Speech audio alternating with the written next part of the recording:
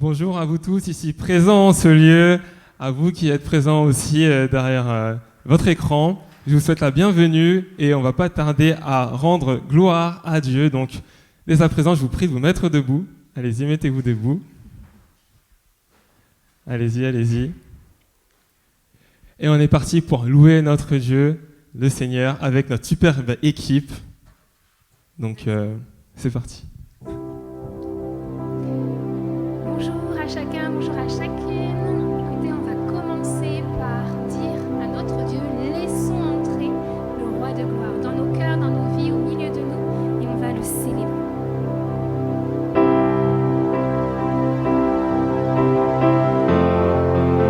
On va taper des mains.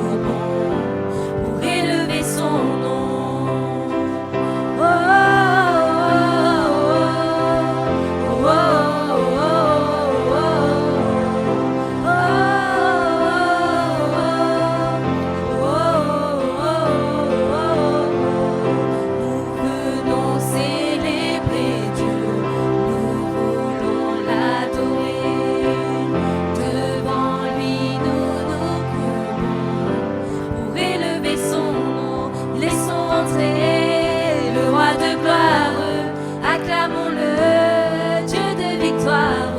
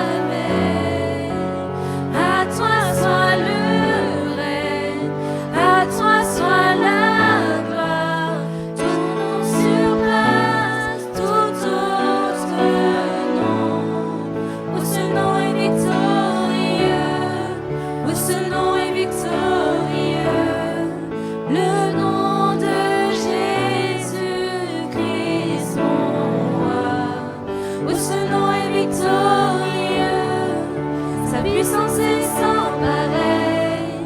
Oh, ce nom est victorieux, le nom de Jésus. La terre a tremblé, le voile s'est déchiré, des armes en la mort et le péché. Les cieux chantent ta gloire, l'écho de ta victoire, car tu es le roi ressuscité. Tu es sans rival, tu es sans égal, Dieu tu triomphes à tout jamais. À toi soit le règne, à toi soit la gloire, ton nom surpasse tout autre nom. Oh, ce nom est si merveilleux, oh, ce nom est si merveilleux, le nom de Jésus-Christ mon roi. Oh, ce nom est si merveilleux, sa beauté est sans pareil. Oh, ce nom est si merveilleux, le nom de Jésus. Oh, ce nom est si merveilleux, oh, ce nom est si merveilleux, le nom de Jésus-Christ mon roi. Oh, ce nom est si merveilleux, sa beauté est sans pareil. Oh, ce nom est si merveilleux, le nom de Jésus.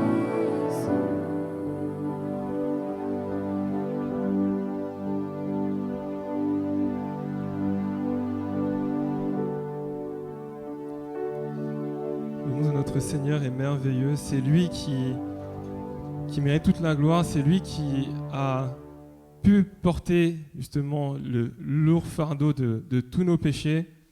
Et on va maintenant passer à un temps de Sainte Seine, justement, de se rappeler de ce que Christ a fait pour nous, se rappeler qu'il est allé jusqu'à la croix et que grâce à ce sacrifice, grâce au fait qu'il se soit laissé fait clouer à la croix, qu'il ait décidé de prendre notre péché sur lui, qu'il ait décidé de souffrir, que son sang a coulé, justement, nous sommes maintenant libres, nous sommes maintenant pardonnés. Et justement, le fait qu'il soit allé jusqu'à la croix pour nous, c'est ce qui nous permet d'avoir cette espérance en un avenir qui sera justement radieux, un avenir qui sera juste incroyable au ciel. Et cette espérance, on l'a en Christ justement et en ce qu'il a fait. Et Paul, ce qu'il dit dans Romains 12, au verset 12, c'est la chose suivante. « Réjouissez-vous à cause de votre espérance. » Dans la vie, il y aurait plein de choses pour lesquelles on pourrait se réjouir. Je ne sais pas, par exemple, les gens qui ont des enfants dans cette salle, une source de joie, que ce soit, je ne sais pas, un nouveau boulot, une source de joie, que ce soit une copine, une source de joie, que ce soit, je ne sais pas moi, un bon plat, une source de joie. Mais vous voyez, toutes ces choses-là sont des choses temporaires qui peuvent durer, bien évidemment, mais qui restent temporaires. Alors que Christ, lui, est intemporel. Christ, lui, est celui qui est, qui était et qui vient. C'est celui qui sera toujours là. Et cette source d'espérance, elle est censée être notre joie. Nous sommes censés nous réjouir à cause de cela principalement. Parce que lorsqu'il viendra des troubles, lorsque viendra des tribulations, qu'allons-nous faire si notre joie se repose sur, je ne sais pas moi, un bon plat? Si tous les bons plats disparaissent, qu'allons-nous faire? Mais si Dieu est pour nous notre espérance, si Dieu est pour nous notre source de joie, alors là, j'aimerais juste vous dire que peu importe ce qui se passera dans votre vie, vous aurez toujours la joie. Et les gens autour de vous vont se demander, mais pourquoi est-ce qu'il est aussi joyeux? Parce que Christ est en toi et parce que tu as accepté Christ dans ton cœur et parce qu'il est ta source d'espérance, bien que tout sombre autour de toi, tu restes ici, debout, planté là, avec toutes tes forces, parce que tu sais que Dieu est là et que Dieu, justement, est ta source d'espérance, parce qu'il y a un avenir certain en lui et qu'il y a le ciel qui nous attend. Et j'aimerais tout simplement qu'on puisse partager cette sainte scène ensemble en nous disant « Oui Seigneur, je veux faire de toi ma joie, je veux me rappeler de ce que tu as fait pour moi et tout simplement te dire merci. » Alors qu'on puisse tout simplement se lever tous ensemble et communier cette sainte scène. Mais avant cela, je vais prier. Merci. Seigneur Dieu, je te remercie vraiment pour ce Dieu merveilleux que tu es, pour cette source de joie que tu nous donnes, pour ce cadeau, Seigneur, qui est là et qui attend, dans le sens où on pourra pleinement l'ouvrir quand nous serons avec toi. Mais je veux me réjouir d'avance déjà pour ce que tu m'as donné. Et même si je le découvrirai juste pleinement une fois que je serai plus ici sur cette terre, je veux juste te remercier pour ce cadeau et me réjouir à cause de ce que tu as fait pour moi. Je te remercie pour tout, pour mes frères et sœurs qui sont ici présents, et je te prie aussi qu'ils puissent se réjouir, qu'on puisse tous se réjouir ensemble en communion de cette sainte scène, ce sang et ce corps, Seigneur, que tu as brisé pour nous permettre justement d'avoir cette espérance en toi. Je te remercie, Seigneur Jésus. Partageons ensemble.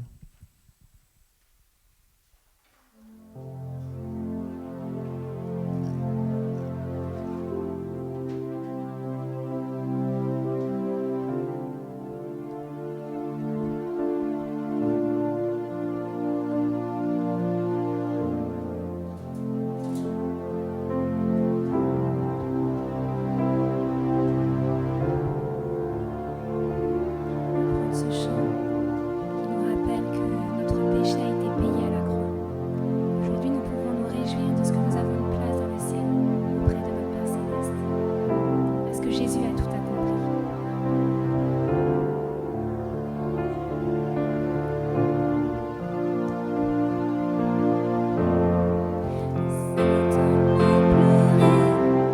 Le soleil s'est voilé, car le sauveur du monde était tombé. Son corps sur une croix, son sang versé pour moi, sur ses épaules le poids de nos péchés.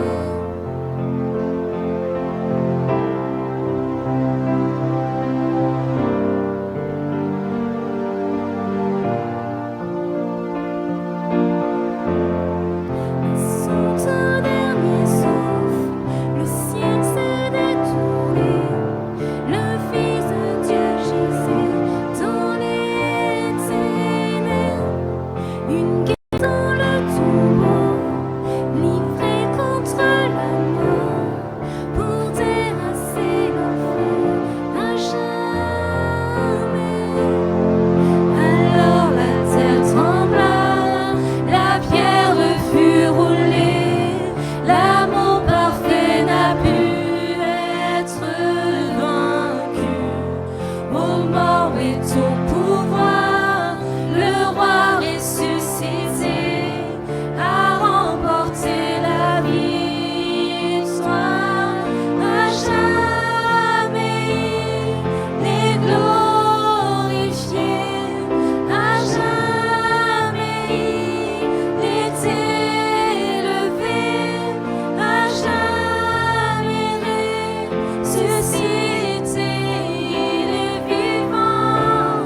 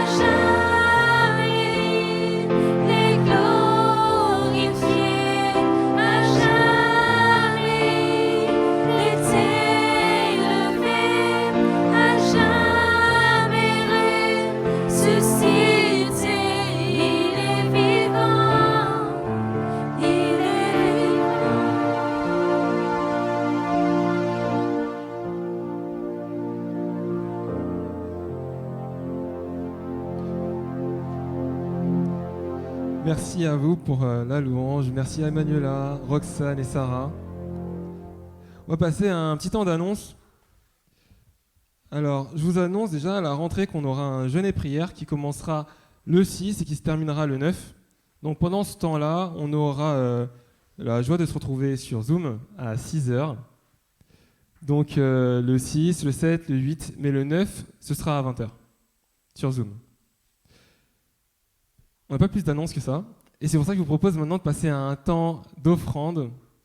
Donc si l'équipe derrière pouvait s'avancer, l'équipe d'accueil. Je vous prie de vous relever encore une fois. On va faire ça en musique, on va faire ça dans la joie.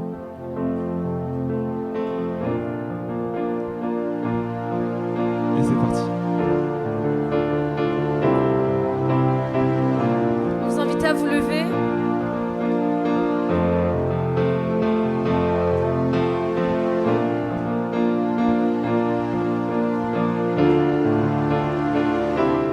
Notre roi de gloire, c'est lui qui brise le mal et la mort.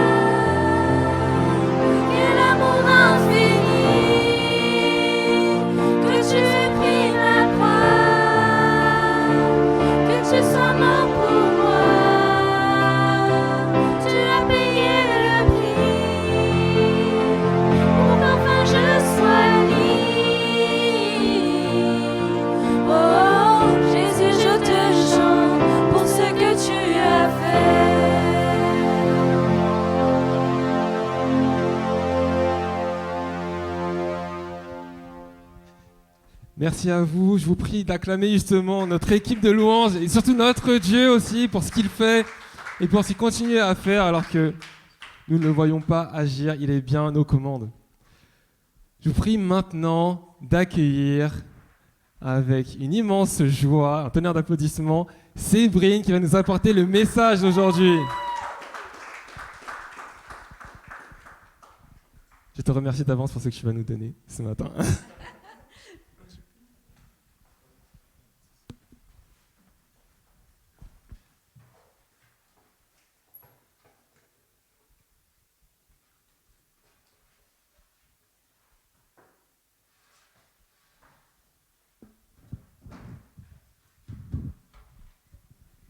Est-ce que vous allez bien ce matin? Ouh, vous avez l'air d'être un peu comme moi. Le réveil a été difficile ce matin. Alors, écoutez, c'est encore beaucoup de joie d'être avec vous ce matin. C'est toujours un régal que de se ressourcer dans un temps de louange avant de passer à l'étape suivante qui est celle du partage du message. Et en réfléchissant à ce que j'allais partager avec vous ce matin,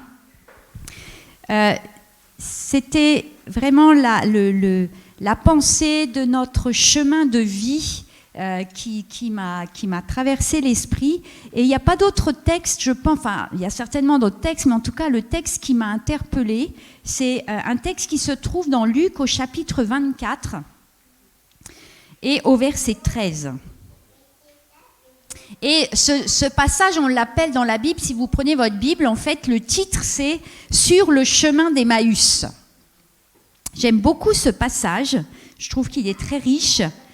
Ce même jour, donc Luc 24, verset 13, « Ce même jour, 2 disciples se rendaient à un village appelé Emmaüs, qui se trouvait à environ 11 kilomètres de Jérusalem. Ils parlaient de tout ce qui s'était passé. Pendant qu'ils parlaient et discutaient, Jésus lui-même s'approcha et fit route avec eux. Ils le voyaient, mais quelque chose les empêchait de le reconnaître. Jésus leur demanda « De quoi discutiez-vous en chemin ?» Et ils s'arrêtèrent tout attristés. L'un d'eux, appelé Cléopas, lui dit « Es-tu le seul habitant de Jérusalem qui ne connaisse pas les événements qui s'y sont passés ces derniers jours ?»« Quels événements ?» leur demanda-t-il. Ils lui répondirent « Ce qui est arrivé à Jésus de Nazareth, c'était un prophète puissant. Il l'a montré par ses œuvres et ses paroles devant Dieu et devant tout le peuple. Les chefs de nos prêtres et nos dirigeants l'ont livré pour le faire condamner à mort et l'ont cloué sur une croix. Nous avions l'espoir qu'il était celui qui devrait délivrer Israël. Mais en plus de tout cela, c'est aujourd'hui le 3e jour depuis que ces événements se sont passés. Quelques femmes de notre groupe nous ont étonnés, il est vrai. Elles se sont rendues tôt ce matin au tombeau, mais n'ont pas trouvé son corps. Elles sont revenues nous raconter que des anges leur sont apparus et leur ont déclaré qu'il est vivant. Quelques-uns de nos compagnons sont allés au tombeau et ont trouvé tout comme les femmes l'avaient dit, mais ils ne l'ont pas vu. Alors Jésus leur dit, « Hommes sans intelligence, que vous êtes lents à croire tout ce qu'ont annoncé les prophètes. Ne fallait-il pas que le Messie souffre ainsi avant d'entrer dans sa gloire ?» Puis il leur expliqua ce qui était dit à son sujet dans l'ensemble des Écritures, en commençant par les livres de Moïse et en continuant par tous les livres des prophètes. Quand ils arrivèrent près du village où ils se rendaient, Jésus fit comme s'il voulait aller plus loin. Mais il le retint en disant « Reste avec nous, le jour baisse déjà et la nuit s'approche. » Il entra donc pour rester avec eux, il se mit à table avec eux, prit le pain et remercia Dieu. Puis il rompit le pain et le leur donna. Alors leurs yeux s'ouvrirent et ils le reconnurent, mais il disparut de devant eux. Ils se dirent l'un à l'autre. N'y avait-il pas comme un feu qui brûlait au-dedans de nous quand il nous parlait en chemin et nous expliquait les Écritures? Ils se levèrent aussitôt et retournèrent à Jérusalem et y trouvèrent les 11 disciples réunis avec leurs compagnons qui disaient « Le Seigneur est vraiment ressuscité. Simon l'a vu. » Et eux-mêmes leur racontèrent ce qui s'était passé en chemin et comment ils avaient reconnu Jésus au moment où il rompait le pain. Il y aurait beaucoup de choses à dire sur ce passage, mais je voudrais vraiment me concentrer sur ce qui m'a fait écho à un moment où j'ai lu ce passage et où je me suis imaginé un chemin. En fait, j'ai un peu imaginé l'histoire, et je me suis imaginé un chemin sur lequel deux hommes marchaient. Et je m'aventurais aussi un petit peu à transposer, et peut-être vous pouvez le faire aussi ce matin, à transposer à ma vie et à la vie de chacun d'entre nous. Nos routes, nos chemins, quels qu'ils soient, aussi larges, aussi étroits, aussi caillouteux, aussi sableux, peu importe de quel genre, mais nous en avons toutes et tous de nombreux. Et je me suis souvenue alors quand j'étais à l'école d'institutrice, alors ça remonte à 1996, il y en a qui n'étaient pas nés ce matin, et en art visuel, on avait dû faire un tableau, et je me souviens que j'avais fait un tableau avec des chemins. C'était à la craie grasse, alors j'avais fait un chemin d'une couleur, puis un autre d'une autre couleur, etc. Et certains chemins se croisaient, d'autres à un moment donné se superposaient. Et je me rappelle qu'à la fin, le prof d'art visuel nous avait dit « Il vous faut donner un titre à ce que vous avez fait ». Et là, en fait, j'étais « Oui, d'accord, tu fais un truc, voilà ».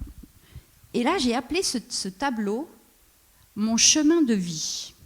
Et je crois que c'est quand même un petit peu comme ça.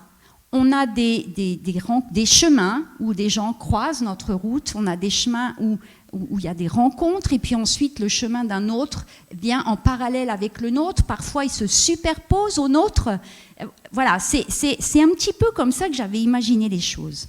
Mais je crois qu'on a tous, autant que nous sommes, un chemin de vie qui nous est propre, avec un but, comme Jésus lui-même a eu un chemin de vie avec un but précis. Et je crois que Dieu nous a tracé un chemin de vie depuis la fondation du monde. Est-ce que vous croyez ça ce matin? Est-ce que vous croyez que Dieu a créé vraiment ce chemin de vie pour nous depuis toujours?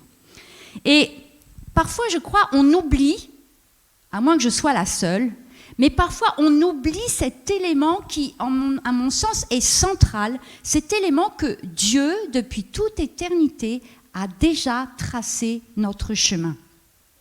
Le psalmiste le dit très bien dans le psaume 139, verset 16, « Quand je n'étais qu'une masse informe, tes yeux me voyaient et sur ton livre étaient tous inscrits les jours qui m'étaient destinés avant qu'aucun d'eux existe. » Vous savez quoi sur ce livre?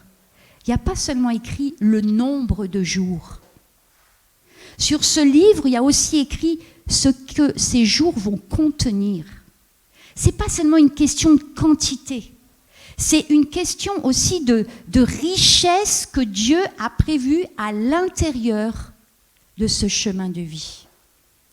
Il y a quelque temps, j'ai perdu une amie,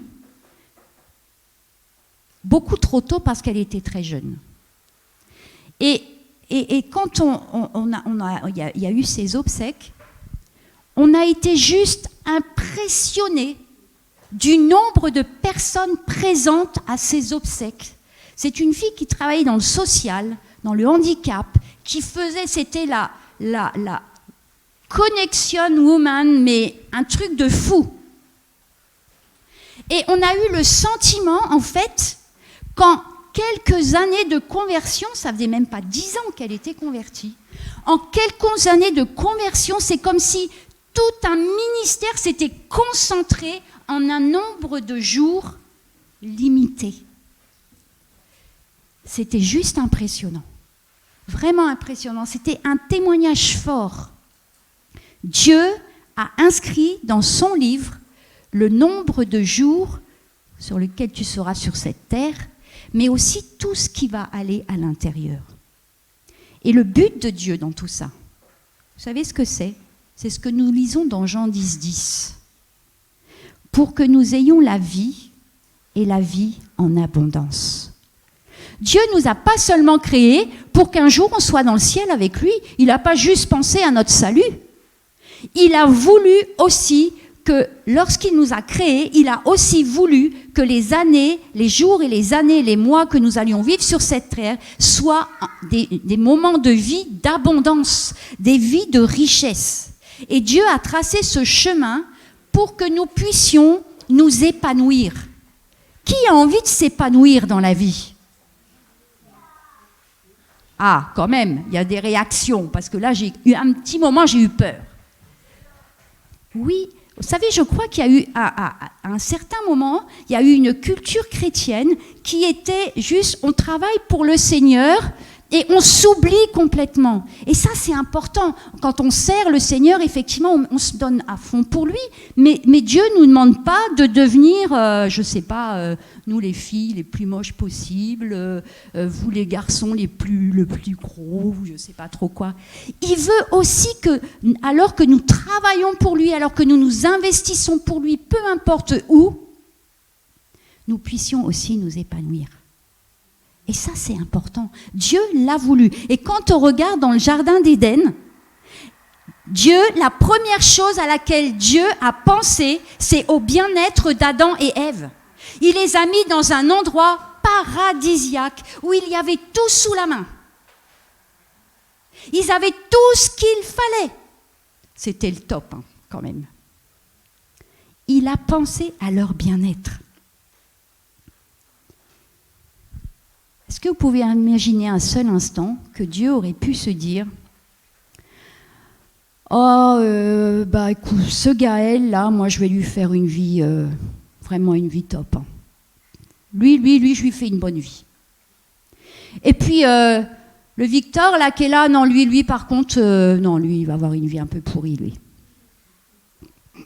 Jamais de la vie. Il n'y a aucune personne sur cette terre où Dieu n'a pas prévu un chemin de vie pour une vie en abondance et une vie épanouie. C'est pas possible, ça n'existe pas. Dieu n'a jamais pensé à cela pour aucune personne, quelle qu'elle soit. Et si ta vie aujourd'hui, tu te dis, elle est juste, j'ai une vie pourrie, peut-être tu te dis ça, peut-être toi ce matin, il y a quelqu'un qui se dit ça, peut-être quelqu'un devant son écran se dit, moi en fait j'ai une vie pourrie, et en fait je pense que j'ai été fait pour une vie pourrie. C'est un mensonge, un énorme mensonge, parce que Dieu n'a pas voulu ça pour ta vie. C'est pas ça qu'il a programmé pour toi. Dans le jardin d'Éden, le diable il est venu pour casser tout ça, pour casser ce plan de vie juste extraordinaire que Dieu avait prévu. Et pourquoi il a fait ça ? Parce qu'il ne voulait pas que Adam et Ève expérimentent ce plan extraordinaire que Dieu avait fait. Je vous rappelle que le diable connaissait Dieu parfaitement bien. Il le savait. Et il savait quelle vie merveilleuse allait avoir Adam et Ève. Quelle vie merveilleuse allait avoir toutes les générations qui allaient suivre. Et il a voulu venir tout saper. Mais nous sommes ses enfants. Et vous savez quoi ? Parce que tu es sa fille, parce que tu es son fils, le diable peut toujours essayer. Si tu es avec ton Seigneur, il ne parviendra pas à bousiller ta vie. Je le dis fort exprès. Parce que je crois vraiment qu'il y a des personnes parfois qui pensent qu'ils ont des vies pourries, des vies bousillées, qui n'ont juste aucun avenir et qu'il n'y a pas de solution pour leur vie. Et ça, c'est le plus gros mensonge que le diable ait pu semer dans les pensées. Dieu nous a tracé un chemin, le tien, le mien, et il est purement personnel. C'est un chemin qui est juste unique. Vous savez, dans la nature, on a les zèbres. Vous avez tous déjà vu des zèbres. Hein. Ils ont plein de rayures, on est d'accord avec ça. Mais vous pouvez les mettre tous les uns à côté des autres. Il n'y en a pas deux qui se ressemblent. Il n'y en a pas deux qui ont les mêmes rayures. Et toi, tu peux ressembler peut-être à quelqu'un d'autre, mais tu restes unique quand même. Et nous restons tous uniques et notre chemin est unique. Le chemin que nous empruntons est le seul chemin qui nous est possible d'emprunter selon le plan que Dieu a préparé pour notre vie. Et vous savez quoi ? Ça n'a rien à voir avec la famille dans laquelle tu es né. Ça n'a rien à voir avec ton papa ou ta maman, ou ce qu'ils sont devenus, ou ce qu'ils sont, ou ce que sont devenus tes frères, ou ce que sont devenus tes sœurs. Ton plan, c'est ton plan. Et ça n'a rien à voir avec celui des autres membres de ta famille. Et ce qui est commun, la seule chose qui est commune à tous les plans de vie, vous savez ce que c'est ? c'est l'amour de Dieu qui l'a motivé. C'est la seule chose qui est commune. Vous savez, pendant longtemps, j'ai aussi pas complètement été consciente que mon chemin avait été clairement préparé par le Seigneur. Et du coup, je crois qu'il y a aussi beaucoup de chrétiens qui sont comme ça et qui du coup vivent avec des craintes, avec des inquiétudes. Et vous savez, je ne parle pas de ces craintes ou ces inquiétudes qui sont là à l'espace d'un temps. Il y a des fois des personnes, des chrétiens, qui vivent avec des inquiétudes permanentes, des craintes permanentes. Alors que nous avons un Dieu qui a tout planifié. Ça ne veut pas dire qu'on ne peut pas en avoir un petit peu de temps en temps, parce que nous sommes humains et c'est la nature humaine. Mais en fait, la conscience que Dieu est celui qui a créé, qui nous a créés et qui a tracé un chemin parfait pour nous, à un moment donné, doit nous rappeler, ok, je lâche cette inquiétude, je lâche cette crainte, parce que Dieu a tout prévu. Et alors il va faire les choses. Je crois que Jésus a, si on observe le chemin de Jésus, je pense qu'il nous a bien montré que les chemins sont différents d'une personne à l'autre. Et d'ailleurs, vous vous souvenez quand Pierre dit à Jésus, « Ah, mais qu'à ça me tienne, moi je te suivrai partout où tu iras. » Et Jésus va lui dire une chose qui est importante et qui nous concerne toutes et tous. « Là où je vais, tu ne peux y aller. » Vous savez quoi? Là où moi, Sébrine, je vais, tu ne peux y aller. Là où Sarah va, tu ne peux y aller. Parce que nous avons tous un chemin qui nous est vraiment unique. Ça ne veut pas dire qu'il n'y a pas des chemins qui vont travailler ensemble. Par exemple, si je prends Sarah et Gaël, bien évidemment, ils ont un chemin qui va ensemble. Mais il y a des choses que nous allons vivre personnellement qui nous sont uniques. Sarah ne va pas vivre les mêmes choses que Gaël et Gaël intérieurement ne va pas vivre les mêmes choses que Sarah. Gaël est réjoui pour cela. Et vous savez, des fois on aimerait avoir le chemin des autres. Personne n'a jamais eu envie d'avoir le chemin de l'autre? Parfois on a envie d'avoir le chemin de l'autre, mais ce n'est pas possible. Et je vais vous dire aussi,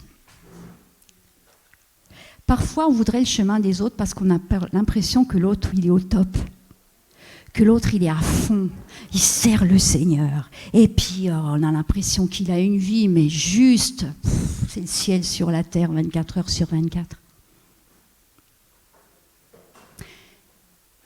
Est-ce que vous savez ce que ces personnes ont traversé avant d'en arriver là?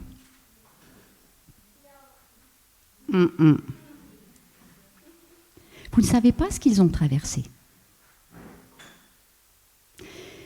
Moi, si quelqu'un arrive qui ne me connaît pas, il va dire « Waouh, super, une fille qui prêche, waouh, vraiment, j'aimerais lui ressembler. » Ouais, ok. C'est une bonne chose, le résultat final, il est pas mal. Hein. Mais tout ce qui précède, je peux vous assurer que c'était pas simple du tout. Ça a été beaucoup de souffrance, ça a été beaucoup de combats, ça a été beaucoup de luttes personnelles.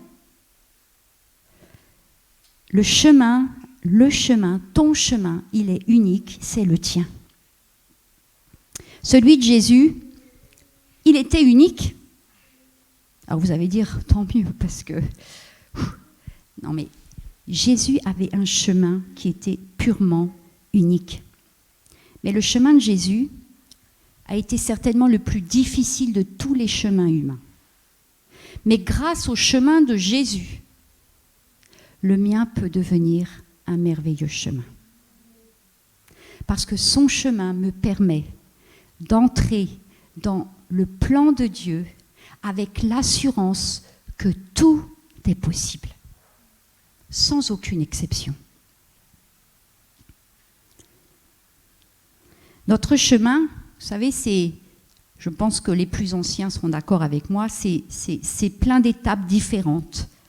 Parce que Dieu nous fait cheminer, Dieu nous fait passer par vous savez, quand je repense à ce tableau que j'avais fait, il y avait des chemins, il y avait des espèces de virages à 360 degrés, puis après il y avait des lignes droites, et puis ça retournait à nouveau, et puis hop, ça refaisait ça comme ça. Je crois qu'on a nos vies parfois qui sont un peu comme ça. Bon, il y en a qui ont un peu plus de virages que d'autres, mais quand même, c'est jamais une ligne droite. On est d'accord avec ça? C'est jamais une ligne droite. Dans le texte que nous avons lu, on avait les disciples sur le chemin, donc d'Emmaüs. Je crois que ces disciples-là, ils n'étaient pas là par hasard. Leur présence sur ce chemin, en fait, c'est le résultat de ce qui s'est passé avant. Et avant, c'était ce temps où Jésus est mort sur la croix et où toute leur espérance d'avoir trouvé le Messie s'est écroulée en un instant. Et du coup, ça les a amenés sur un chemin qui s'est éloigné de l'événement. Mais en même temps qu'ils se sont éloignés de l'événement, ils se sont éloignés de l'espérance qu'ils avaient. Et ce chemin-là,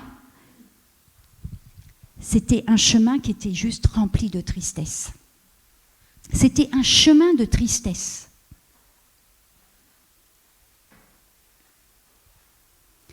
Mais en fait, c'est pas parce qu'un chemin, à un moment donné, est rempli de tristesse ou parce qu'à un moment donné, un chemin est difficile que Dieu serait absent de ce chemin. Souvent, la tristesse vient quand notre chemin qui semblait être juste parfait prend un virage extraordinaire qui nous déstabilise complètement. Souvent, c'est là que ça arrive. Quand c'est plus du tout, on a l'impression que c'est comme ça que ça va se faire, et puis à un moment donné, en fait, c'est pas du tout ce qu'on a imaginé qui va se passer. Ça vous est déjà arrivé une chose comme ça ? N'est-ce pas ? C'est violent parfois, parce que ça fait tomber tout ce qu'on avait pu planifier dans nos têtes pensantes que nous avons, n'est-ce pas ? Mais j'aimerais vous amener à travers quelques petits personnages de la Bible. Alors je ne vais pas aller dans les détails, mais juste pour qu'on se souvienne que, en fait, ce qui nous arrive à nous, ça c'est arrivé à tous ces hommes et ces femmes de foi qui sont dans la Bible. Si on prend l'exemple de Moïse, je pense que lui, il a vécu un virage de ouf, quand même. Moïse, il naît dans le monde des esclaves hébreux, et puis finalement, il se retrouve dans un magnifique palace. Il est élevé comme un prince. Il bénéficie de toute la richesse princière possible et imaginable. Et puis, du jour au lendemain, il se retrouve gardien de moutons. Bon, c'est pas complètement pareil, hein. Et puis, finalement, il est transporté dans le désert le plus total. Ça, c'était du virage de ouf, quoi. C'était un virage juste impressionnant. Et il y avait franchement de quoi déprimer. Il était prince. Et tout à coup, il devient gardien de moutons dans le désert.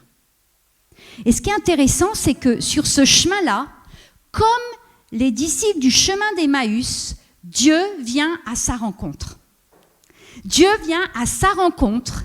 Et là, dans quel but ? De le rencontrer.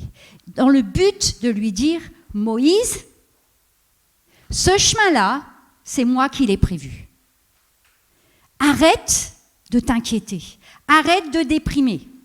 C'est un chemin que j'ai prévu pour toi.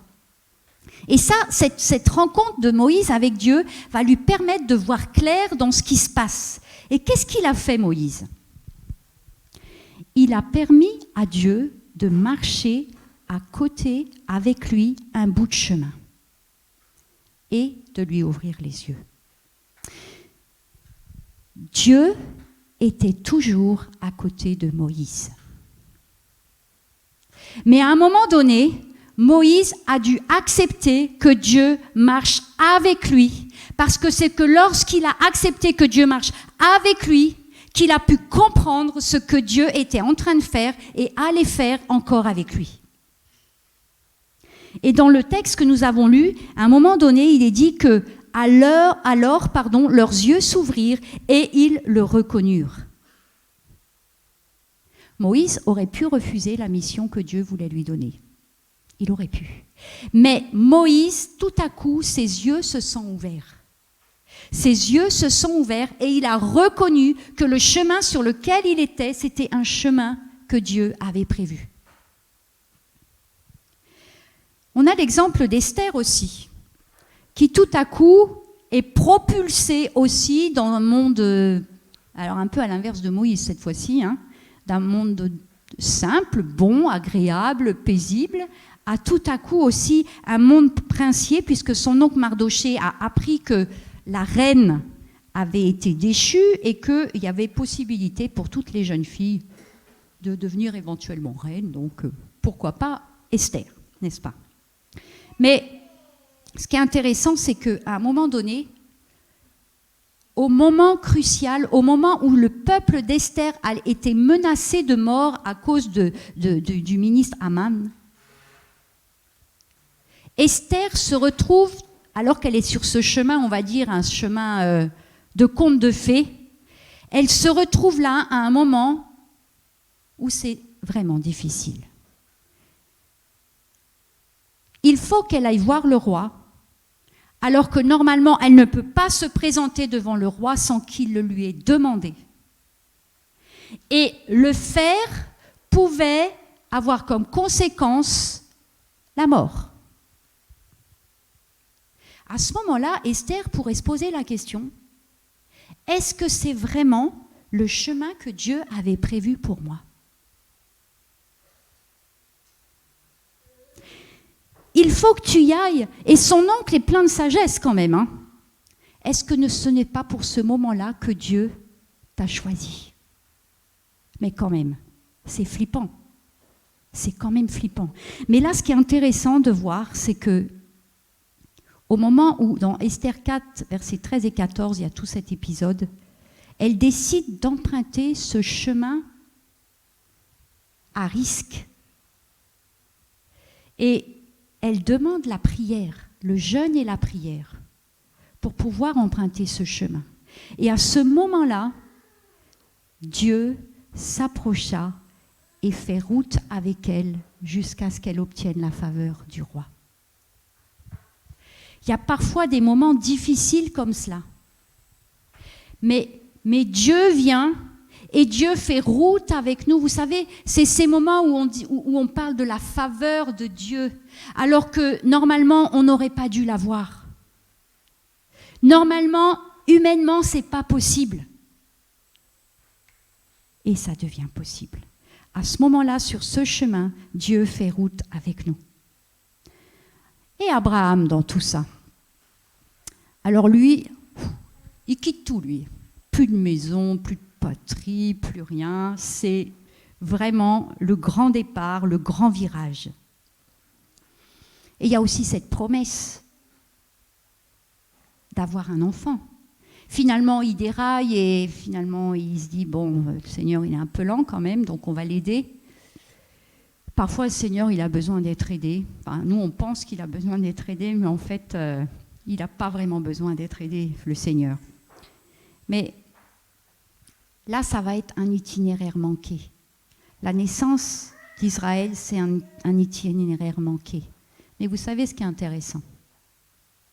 C'est que malgré tout, Dieu va le bénir, cet enfant. Malgré tout, Dieu va veiller sur lui. Vous vous souvenez de ce passage où il est dans le désert avec sa maman et où il pleure et où la maman demande la mort quelque part. Un ange vient et dit « L'Éternel a entendu les pleurs de l'enfant, les cris de l'enfant. » Waouh! Est-ce qu'il y a des enfants ici ce matin? Je crois qu'il y a quelques enfants ici ce matin. Est-ce que vous savez, les enfants, que le Seigneur le Seigneur, il vous entend. Quand vous pleurez, quand vous êtes triste, il vous entend. Et il vient vous rencontrer et il vient vous redonner de la joie. Il vient vous aider. Waouh, ça c'est top. Hein. C'est dit dans la Bible. Hein. Vous savez ça? Parce que le Seigneur, il vous aime tellement qu'il prend le temps de s'arrêter, de s'occuper des grands pour s'occuper de vous. Ça, c'est le top. Bon, c'était une parenthèse, mais importante, je pense.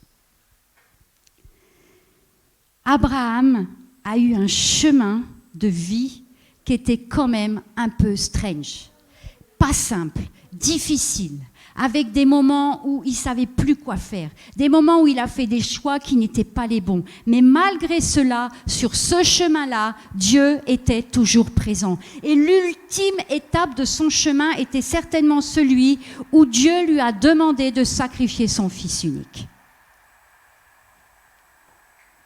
Mais vous savez ce qui est fort dans ce passage? Ce qui est fort. Et c'est le premier passage dans la Bible qui nous dévoile l'identité d'un Dieu qui pourvoit. C'est le premier moment dans la Bible où il est question du Dieu qui pourvoit. Sur ton chemin, il y a un Dieu qui pourvoit. Au moment où Abraham vient pour lever la main sur cet enfant, Dieu pourvoit. Au moment extrême, au moment limite, au moment le plus douloureux, au moment le plus fatigant, le plus intense, Dieu pourvoit. Dieu pourvoit toujours.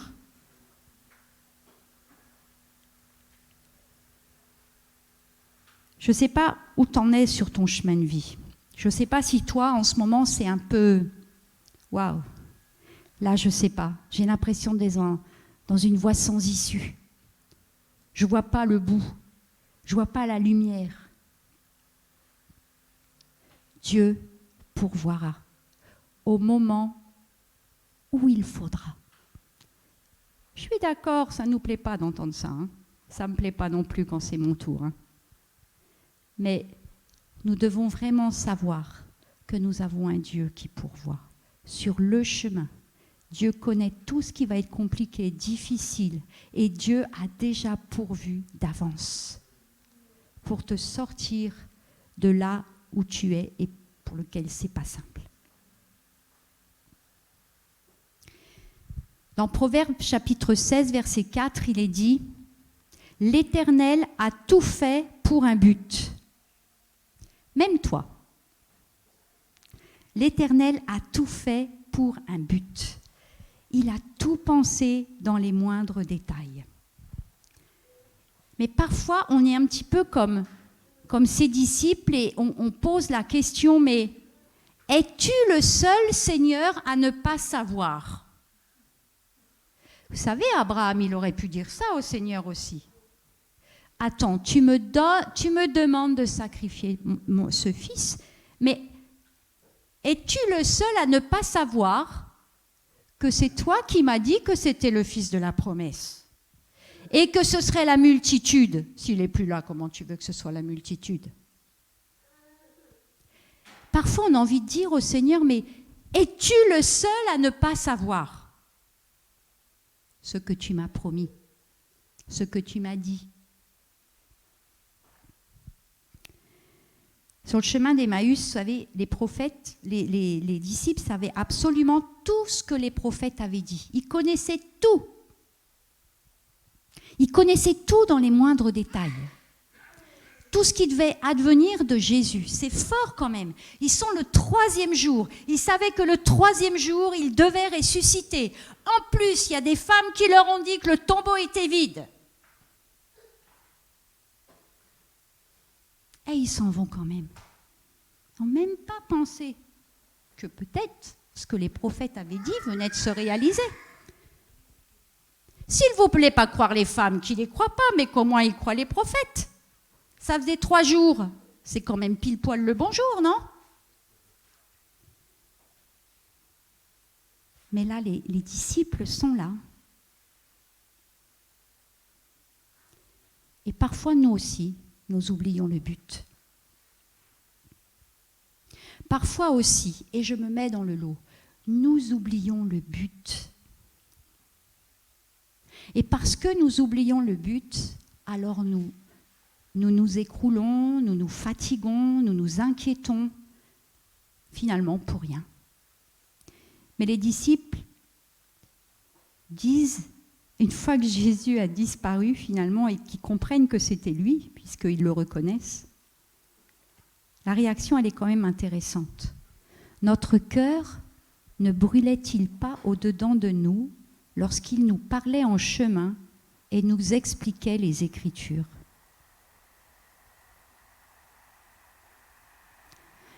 Parfois, le Seigneur nous envoie des personnes. Parfois, le Seigneur nous envoie un chant de louange. Parfois, le Seigneur nous envoie une prédication. Parfois, le Seigneur nous envoie le témoignage de quelqu'un. Et quand on l'entend, quand on entend toutes ces choses, il y a comme quelque chose qui brûle au-dedans de nous. Et pouf, on le laisse partir.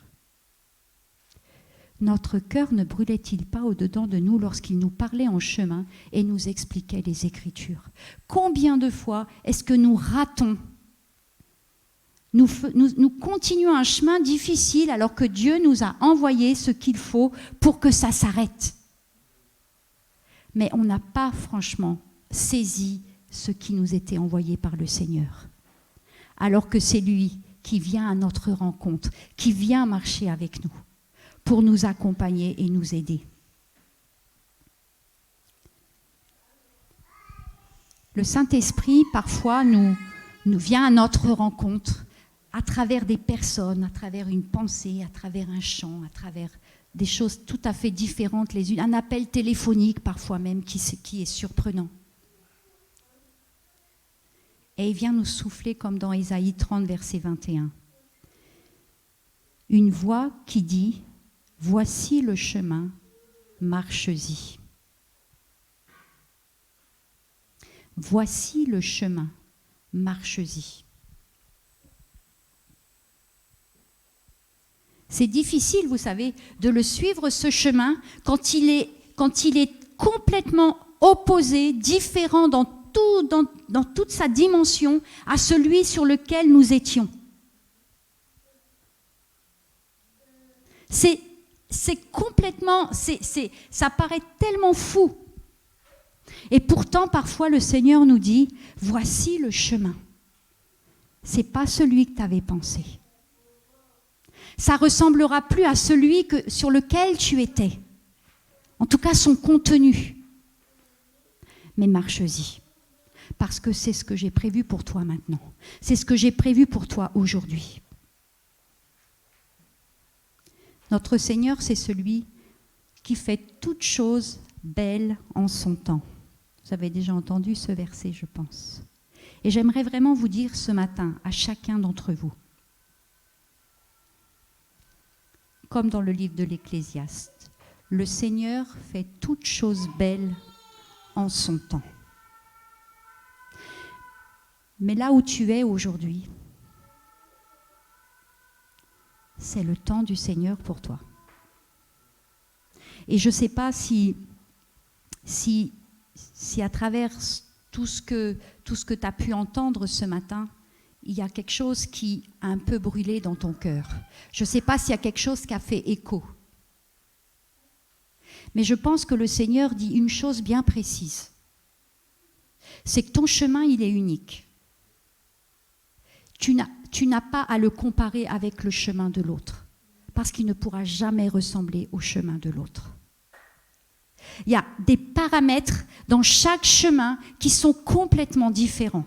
Vous savez, déjà pour une raison, c'est que nous sommes tous nés dans des familles différentes.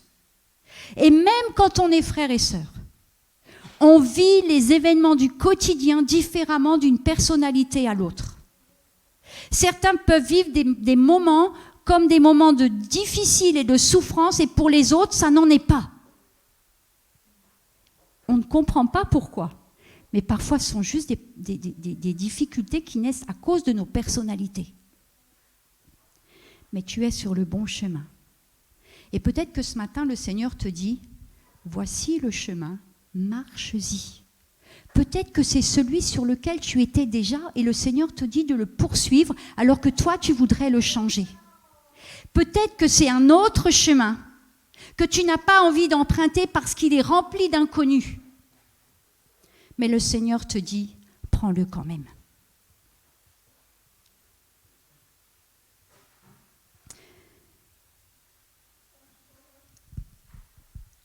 Il y a quelques mois de ça, j'ai eu l'opportunité de saisir une invitation à un nouveau travail pour réaliser un projet que j'avais eu à cœur il y a 2 ans et demi. Mais accepter ce projet-là, c'était abandonner toute la sécurité de mon emploi actuel puisque j'étais enseignante directrice. Et je me suis dit,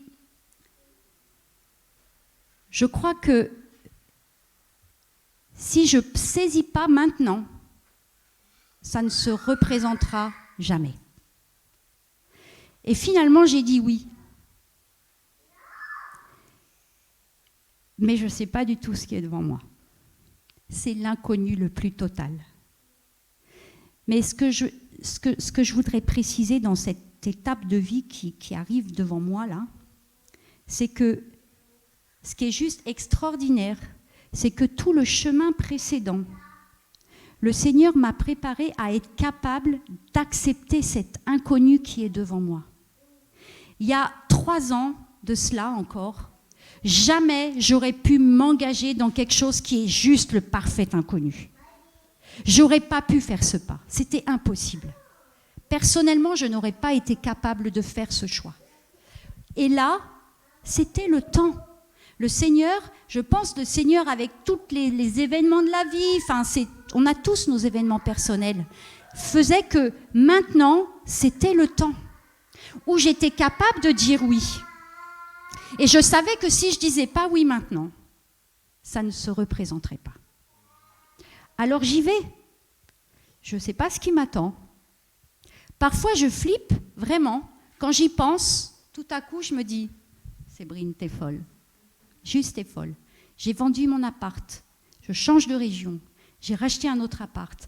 Et là, vous savez, quand j'ai signé la vente et l'achat, là, je me suis dit, en fait, maintenant, tu ne peux plus faire marche arrière. C'est terminé. Tu ne peux plus dire, je ne peux plus faire. J'ai reçu mon accord de l'Éducation nationale de démission. C'est fini. Je n'existerai plus du tout. Et là, on se dit, mais là maintenant, Seigneur, en fait, il faut que tu assures, hein, parce que moi, là, je ne sais pas où je vais. Est-ce que vous comprenez? Il y a des temps comme ça où ce n'est pas le moment, et il y a des temps où c'est le moment. Je ne sais pas dans quel instant tu te trouves aujourd'hui. Il y a une chose qui est sûre, ton chemin est unique, ton chemin a été tracé par l'amour de ton Père pour que tu aies une vie en abondance, pour que tu t'épanouisses, pour que tu puisses œuvrer aussi pour lui, mais que tu puisses aussi t'épanouir à travers tout cela.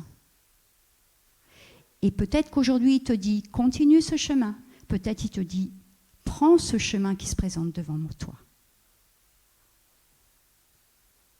Et j'aimerais vraiment que vous vous mettiez devant le Seigneur et que vous puissiez aussi le remercier du chemin parfait qu'il a tracé pour vous. C'est un chemin parfait. C'est pas sans difficulté. Jésus n'a pas eu un chemin sans difficulté et il était le Fils de Dieu. Personne d'entre nous n'aura un chemin sans difficulté. Mais ce qui nous fait tenir sur ce chemin de difficulté, c'est de savoir que nous avons un Dieu qui pourvoit et qui tu as vraiment tout préparé d'avance.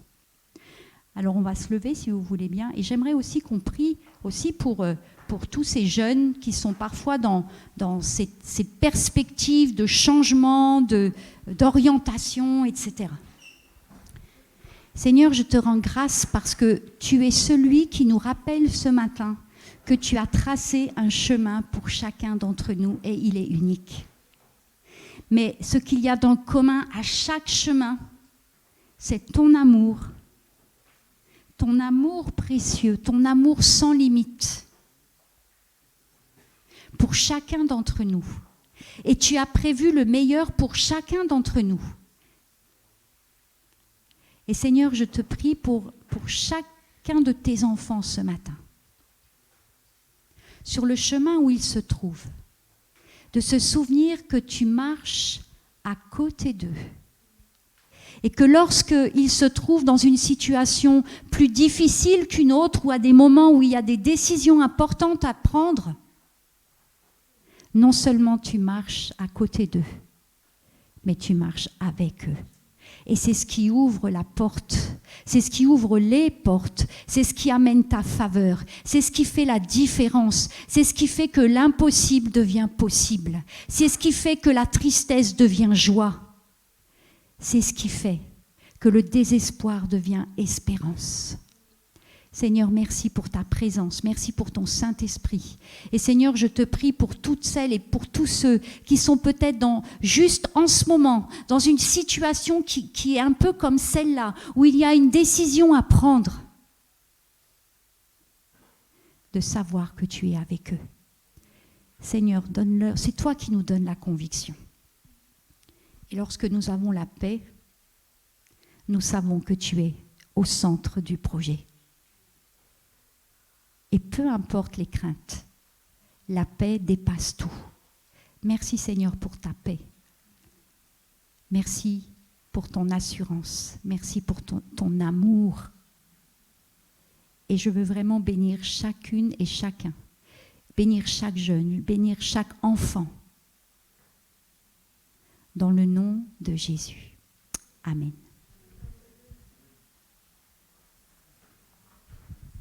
Merci Séverine pour ce message.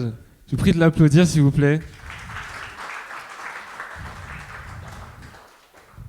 Avant de nous séparer, on va passer à un dernier chant. Donc j'invite l'équipe de louange à monter sur scène. Donc restez debout, dans la joie, dans la bonne humeur. Et on va pouvoir conclure justement ce culte aujourd'hui grâce à notre fabuleuse équipe.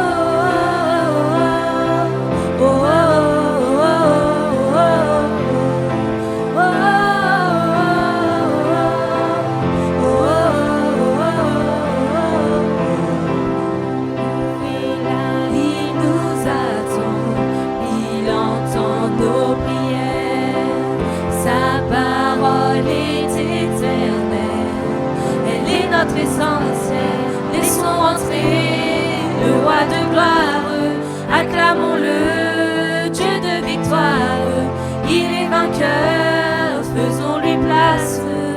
Il est roi et Seigneur.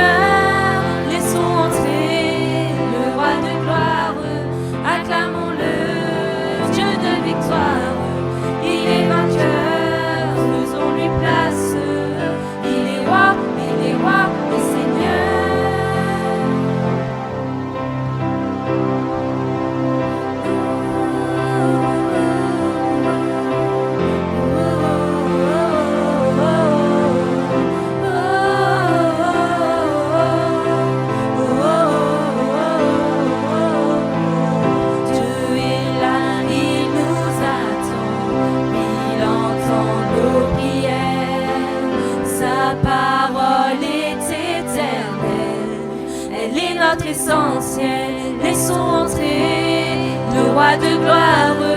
Acclamons-le, Dieu de victoire. Il est vainqueur, faisons-lui place. Il est roi et Seigneur. Laissons entrer le roi de gloire. Acclamons-le, Dieu de victoire. Il est vainqueur, faisons-lui place. Il est roi et Seigneur.